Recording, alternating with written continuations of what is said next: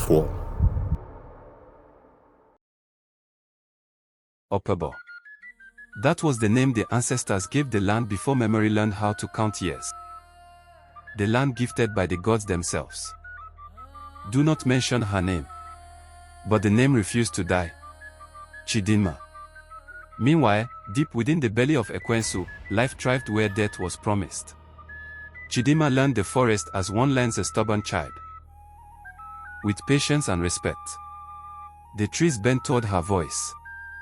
Fruits dropped where she passed. When night came, animals formed a circle around her hut of leaves, guarding without instruction. Snakes lay coiled like carved ropes and did not strike. Even the spirits that wore animal skins turned their faces away, repelled by the invisible fire that hovered above her head. When Ikena cried, the forest listened. When he laughed, birds answered. He grew fast, strong, alert. His eyes held knowledge too old for an infant, and sometimes, when he stared into the darkness, Chidinma felt as though someone else was looking through him. One night, exhausted, half in despair, she whispered into the air, not expecting an answer. How can a father not come and see his son? The forest fell silent. Then Arahan came. Not as a shadow. Not as thunder. But as a king. He wore his crown. He held the scepter of authority. The ground trembled, yet did not break. I have always been here, he said gently. You were never alone. He named the child. Ikena, strength of the father. He spoke of judgment. He spoke of blood. Oppobor's fate was sealed the moment they mocked the truth. Back in the village, the people could no longer bear it. They gathered before the king, crying, kneeling, tearing wrappers, blaming the elders, blaming the gods, blaming one another. Greed surfaced. Old grudges were remembered.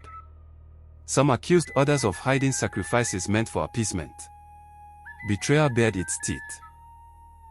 The king sent for Umuokoli. The native doctor danced, chanted, bled animals, burned herbs. The gods refused to speak. 3 days passed. Silence. Panic grew. At last, they traveled beyond pride, beyond Oppobor, to the seer of the neighboring land. The truth fell like a hammer. You chased away what the gods chose, the seer said. And now you cry. 7 men. 7 lives. The price of arrogance. When the news was announced, the village broke. Mothers clutched sons. Wives wailed. Men stared into the dust, torn between fear and love for their land. Greed whispered to some to hide. Courage rose in others. 7 young men stepped forward. Heroes born of regret. Rituals were performed. Blood fed the earth. Tears soaked the ground. Then they entered Ekwensu. The forest collected its dead carefully. A whirlwind swallowed one. A river claimed another. A shrine demanded blood and was fed. A serpent ate without chewing. Spirits plucked one like ripe fruit. Only one remained. Broken. Exhausted. Half dead. And it was Chidinma who found him. Animals watched as she revived him. Fear flooded his eyes. He wept as he told her of death, of sacrifice, of a village on its knees. She hesitated. Love warred with memory. Betrayal burned. She refused. He left. He never returned. The forest claimed him too. Only then did Arahan return. Now, he said, it is time. Chidinma rose. She walked. The forest bowed. Animals followed. When Oppobor saw her, terror chased them to the palace. The king and elders fell flat. Mercy came not because it was deserved, but because the gods chose peace. The land healed. The dead rested. Ikena grew.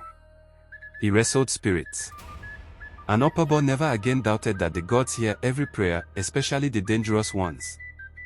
For Oppobor learned too late. The gods do not forget. And they never forgive insult without payment.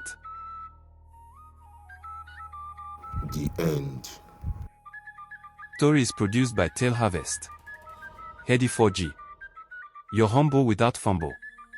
From Mary Pio. Please help us subscribe, like, and comment on this channel in order for you to get fresh updates.